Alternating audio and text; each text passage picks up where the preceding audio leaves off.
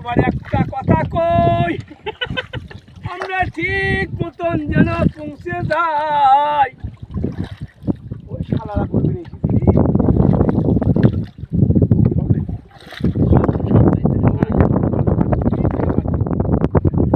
এই শালার মাথা চোদ্দা প্রাচীন হলে বাড়ি আয়।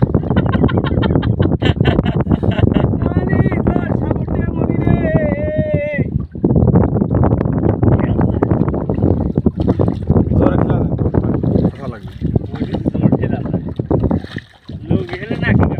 আজ যদি জানতাম রে,